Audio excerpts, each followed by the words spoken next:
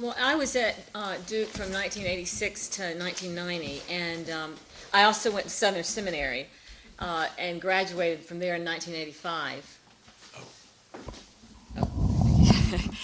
And then after I finished at Southern, I was up in Washington, D.C. in this volunteer service community sponsored by the Washington Cathedral. And so there were 6 of us living in community together. And I guess it was in the spring, this interesting man came to talk to us. I think it was supposed to be about Walker Percy. But anyway, it was Taylor Scott. And I didn't know who he was from Adam. And I don't remember a whole lot about the occasion except that he riled everybody up in the community. And we were all like, it was all like, what are you doing? Everybody just got all riled up.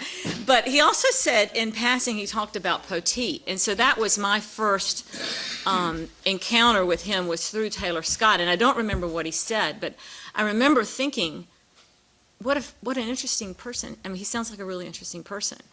And I believe I'd already been accepted to Duke at that time. So I went there, and I'm pretty sure, I meant to look this up in my files, but I didn't. In the first semester, I did something with Poteat, I believe over a reading, I don't know if it was Polanyian Meditations, but the first, I was in the seminar, the last seminar he taught in 1987 on Wittgenstein.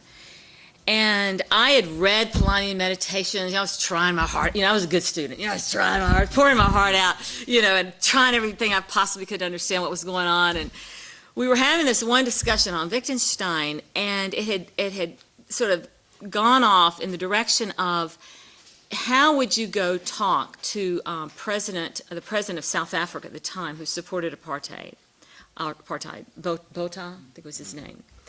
And so everybody said, well, how would you go talk to him? Don't you need something to go, something that you can both appeal to that will help you persuade him that to see what he's doing is wrong?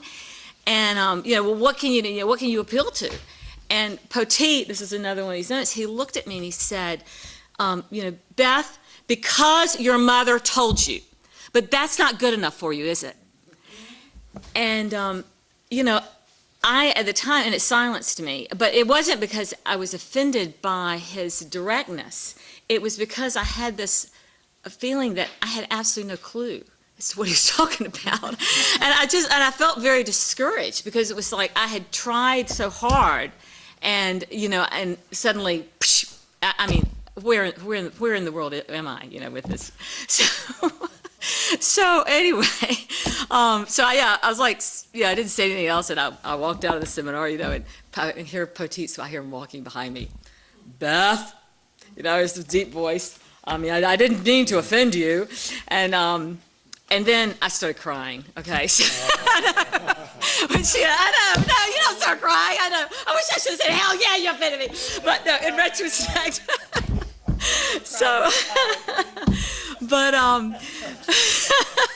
don't crying in philosophy. Yeah, but anyway, it was just the kind of thing, though, I think that did cause me to think very profoundly about what I was looking for.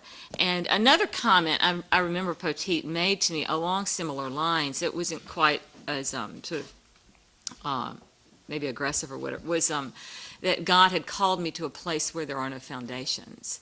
And that's really stayed with me through my whole life. And even that, I'm not sure what it means. but I know it means something profound in the sense of sort of affirming my own call. So those kinds of comments in the context of teaching, and there were others really that were similar in many ways. Now, after Poteat retired, as many of you have probably already heard, and some in the room can speak to this as well, he continued teaching, and we just met at his house. So we either had tutorials there or independent studies. When I was finishing up my last year, we read chapters of dissertations. They're all just immeasurably helpful. And then in the context of that, and these are in the archives, I would leave my conversations with Poteat and think, what was it we were talking about? What did he say? So I decided to tape them. And it really struck me, I think, I don't know if Sam is here, but he was talking about he was using the metaphor of a dance. And in some of those conversations, it really is very much like a dance, because you can, when I go back and listen to him, Poteat, whatever we're looking at, you can tell Poteat realizes that I haven't got what we're trying to get. And so he keeps, he's coming around all these different ways and trying to connect. So I think that really is, in terms of knowing your students and knowing how to reach them, very much a part of my experience as well. I did have, by the way, we've got those recordings in the, yeah. Will those be digitized so we could listen? They are already digitized. Yeah. Can you say how we don't have your tears? Or have you repressed that? No, he was just, it didn't really faze him. He just, I remember he gave me a ride home in his convertible. So that got rid of my tears. No, but it was sort of like, it was just part of I don't, for him, it's just part of continuing to be. It didn't like it phased him. That is another thing I thought in my own experience with Poteat. You bring all, I felt like I could bring all of really who I was.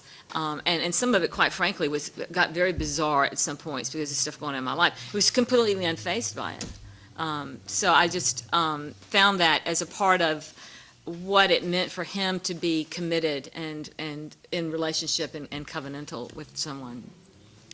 Now, I did have this one in terms of Poteat as a teacher in the context of the religion department. In one class I was in, I was writing on Leonardo Boff, who is a liberation theologian, and I thought that it would be interesting to bring in some of Poteat's analysis into my paper. And the reason I wanted to bring Poteat in is because I thought he grounded things a lot more in terms of the reality of people's lives. And I'd been down to Nicaragua and lived with a family down there, and there were very existential reasons for them supporting certain parties or not, because their lives were on the line. They didn't care what the ideology was. So I sort of brought that in. But the professor, again, it's sort of, he, and I probably didn't represent Poteat by any means like he could have himself in this regard, but the professor said that I was lost in a haze of Poteatian mysticism.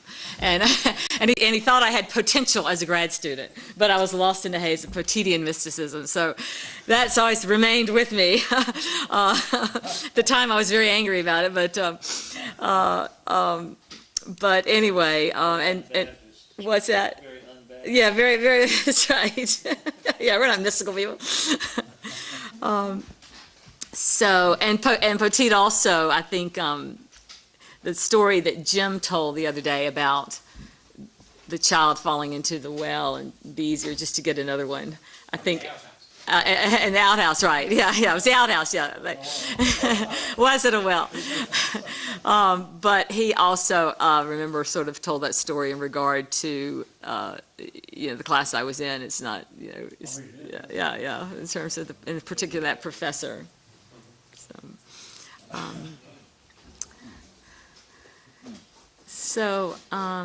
Yeah, and I think the only other thing I would say in terms of connections, one thing that helped me connect, in addition to the intrigue that Taylor Scott brought to the table, was just the fact that I knew the Poteat name very well because I'm a graduate of Wake Forest, where his great uncle was the president, so I knew that history. And his father was the pastor at Pullen Memorial in Raleigh, and my father was baptized there. So I felt also those kinds of connections as well, and I don't know if that also opened up, I guess, some doors of trust, perhaps, that were there in our relationship. So anyway, I consider, like I'm sure you do, a great gift to have had Poteat as a friend and a teacher.